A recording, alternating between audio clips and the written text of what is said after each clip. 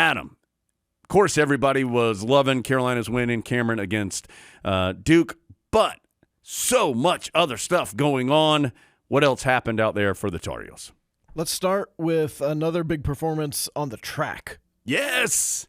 Highest team points for Carolina men in the team history, in the program's team history of NCAA championships. Awesome. Tar Heels scored 26. They tied the all-time program best at the NCAA Indoor Track Championships. The Tar Heels finished 5th. First top 10 finish since 1993. Well, Adam, you probably know what I'm going to say when I start saying it.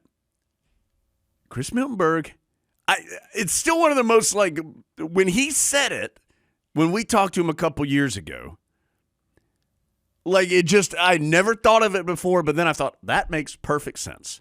Where he said, especially in a sport like track, where you have cross country, then the indoor season, then the outdoor season. It's an incredible, I mean, it's all year.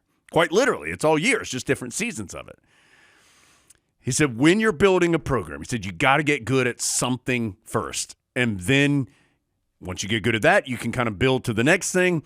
Then you want to build to the next thing. And then all of a sudden, you've got it all built. And Carolina focused on getting good at the distance running and the cross-country aspect of it first. We have seen that very clearly with the results that Carolina has put up here the last couple of seasons, particularly on the men's side. And now you're starting to see it in the indoor season as well, again, particularly for the guys right now. But you're starting to see that next step of the build. So, Adam, I mean, there are a ton of really good coaches in Chapel Hill and for Carolina, and I think Chris Miltenberg's right up there with all of them. He has done a terrific job, and that is such a big overhaul and such a big job because the year is so long, but it's clear that they continue to make progress. Those distance results from some familiar names. Parker Wolf wins silver in the 5,000 meters and the 3,000 meters. That's awesome. First Tar Heel ever to medal in 2 events in the same year. Ethan Strand finished 4th in the mile. He's the first Tar Heel to be top 5 in the mile since Ralph King in 1976. Wow. Congratulations. So the mile, a marquee event. Yes. That is very competitive, and he's doing something that hadn't been done in almost 50 years. Now, a couple other Tar Heel teams just opening ACC play. They're not quite ready to think about NCAA competition just yet. Baseball opens the ACC season with Pitt, swept the Panthers. Diamond Heels have now kind of quietly won 9 in a row, which is the longest win streak since 2018. Wow. The sweep. Had some good teams in there, too, in that time period. The sweep on Sunday came in extra innings. Casey Cook scored when Anthony D'Onofrio singled into right. Tar Heels now 13-0 at home. They've won 17 straight at Boshemer. Casey Cook had a big day on Saturday. He drove in 5 and had a 3-run homer in the 7th. That game, the time kept moving around, and I think a lot of people probably missed it because it was happening when the basketball game was happening. And then the Friday game was a pitcher's duel. Carolina wins 2-1. Parks Harbor had his first homer of the year. Alberto Osuna had a big sac fly late. And the Tar Heel bullpen was really good, 4 1/3 scoreless. Hey, can I give a little shout out to Alberto Osuna? He is somebody who's been in Carolina's lineup here for multiple years. And at least in my mind, Adam, and I'm somebody who obviously Adam and I used to call baseball for a long time, so I am not that close to the program anymore as far as knowing like the day in, day out minutia of what's going on. But I watch a lot of baseball just like Adam does. Never know. Might hear you on baseball in the future. That's true. Coming for you, Dave Nathan. No, not like that. Alberto Osuna, in my mind, again, as someone who's kind of just watching, was kind of a boom or bust kind of guy. Like, he had terrific power, and if he got a hold of one, it could go a mile. But he had a lot of problems with strikeouts and double plays and just so there were some things really good and then some things that weren't as good. And this season is still very young, but it seems to me as though he has become a more complete hitter. He's still somebody who can absolutely mash the baseball. But, like, I watched the entire at-bat when he got the sacrifice fly, which, like, that's kind of boring, right? Like, you got the sac fly to get the lead in the 8th inning. That's not something that's going to be leading the highlight. As Hubert Davis would say, that's not going to be on your Instagram story. But it was an impactful play that ended up winning the game, being the game winner for Carolina. And so he seems to be, And he's not the only good player. There's a ton of them on Carolina. As Scott Forbes told us a few weeks ago. He just seems to be somebody who has matured as you would expect somebody to mature. His game has matured. His approach has matured. And he's done some good things here early in the year. I think the lineup has something to do with that. You need him to do less. It's not a case of let's sit around and see if Alberto can hit a home run. Right. This lineup is productive enough that a sac fly will do it. I also think as you're getting into ACC play, he's going to get pitched differently. Of course, yes. I mean, that's going to start this weekend. And busy week for the Tar Heels. They've got a 2-game midweek series with Rutgers that starts today at 6. Then as soon as basically you finish with that, get on the plane, go to Miami. Miami just took 2 out of 3 from Virginia. With at least one of them I think 2 of them were big comebacks that they came back and beat another really good team in Virginia. So big series this weekend for the Diamond Heels. They'll probably get a milkshake down in Coral Gables, right there at the park. Also a good weekend of opening ACC play for softball. They lose the first game to Virginia, but then because of weather have to play a doubleheader on Sunday and come back and sweep the Cavs on Sunday. The pitchers allowed just 1 earned run in that doubleheader, so 14 innings pitched. The offense out-hit Virginia 14-5 in those 2 games. Kenna Ray Dark had a complete game win in the first game. Carolina won 4-1. And then Britton Rogers comes back and throws 6 1/3 in game 2. Carolina won that one 6-1. How many stolen bases do we know, Adam? I don't know. I know Abby Settlemeyer was 4 for 7 in the series with 2 RBI. That's pretty good. Stolen bases weren't highlighted, but at this point, if Carolina steals like 10 bases in a series, you're concerned. Par for the course. Is something wrong? Yeah. So Tar Heels open up the league 2-1 in the league. They're 19-4 overall. Tar Heels go to Elon today and then are at Clemson this weekend.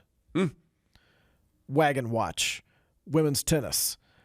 Beat Georgia Tech 5-2 on Friday. Fiona Crawley won the clinching match at number 1 singles. Then come back and beat Clemson, swept them on Sunday, only lost 1 set. Elizabeth Scotty back playing singles. That's a good sign. Reese Brantmeyer out for the season. That is not good. I mean, that is tough news because Reese Brantmeyer and current potty winner Fiona Crawley, I mean, really, they're like 1A and 1B, honestly, Adam, for the Tar Heels. And so, man, that is a big loss. You lose a really talented player. Now, here's the best news. Like, you've got a lot of talented individuals on that team. It is never easy, though, to lose somebody of the talent and capability and already in her young career, the accomplishments of Reese Brantmeyer. Remember, wasn't she was the ITA singles winner in the fall, right? And, of course, a major part of Carolina's championship a year ago. So that is a blow to lose somebody that good for the season, and you hate it for her individually, of course.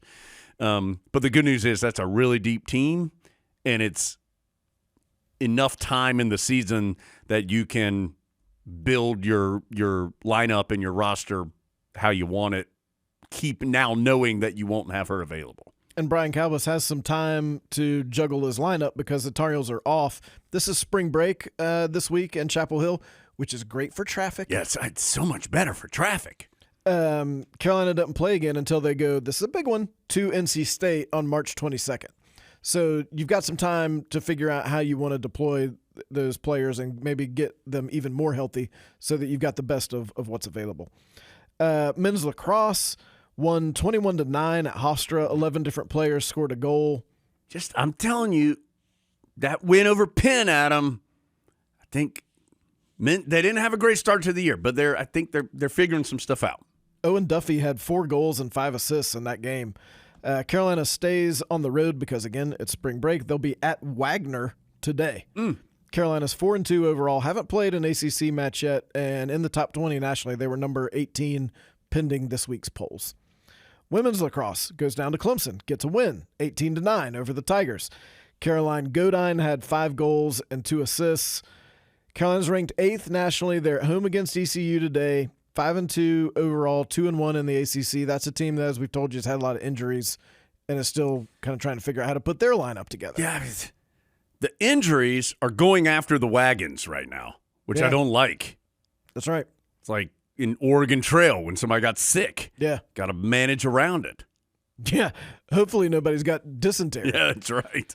Men's tennis lost a tough one to number 3 in the country, Virginia. Very competitive, though. The Tar Heels, that was Tar Heels won the doubles point, and it was 2-2 with, 3 matches going that were all very competitive. I know Virginia went in 4-2, but that was a very competitive match in total. It was closer than it sounds. Yes. And then the Tar Heels come back and beat Virginia Tech, swept them 7-0 on Sunday. Sam Paul, that's a youngster that knows how to coach too out there. Well, it looks like he does because Carolina's won 6 of the last 7. They've creeped up to number 30 nationally.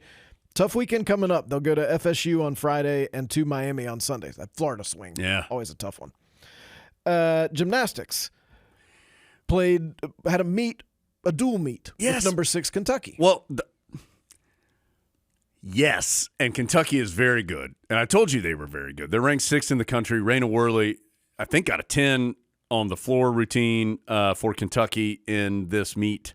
And they scored – what did Kentucky score? Like one – I don't know, but I know the Tar Heels scored 196.5. I think Kentucky scored over 198, I think. That's a big number. It's a big number. And I know Carolina was like a point and a half behind. That's a good – the Tar Heels aren't where Kentucky is right now in gymnastics. But I'm going to tell you something, Adam, and I'm a gym head. The Tar Heels got a lot better as this year went on. Again, they aren't where Kentucky is right now, but there wasn't such a wide gap in that meet that I thought, woof, boy. They're not there yet, but they got better as this year goes along. I think Dana Durani's got something going, still work to do there, and I know they go to LSU is it this weekend or next weekend? This Friday. So that's going to be really – LSU's really good as well. That will be a big challenge. But the record's not going to be great this year, and they didn't win on Friday. But they are getting better. They're getting better. Lali Dekanoidze won the vault and the bars in that meet. Yes. That's, again, not easy to do. 190, dude, if you got a 10 on if every individual got a 10 on every single event, you'd get a 200 as a team. So just think about that. They got over 198. They're really good. Carolina, that was it was either their best or second best score of the year, right? Second highest team score of the year.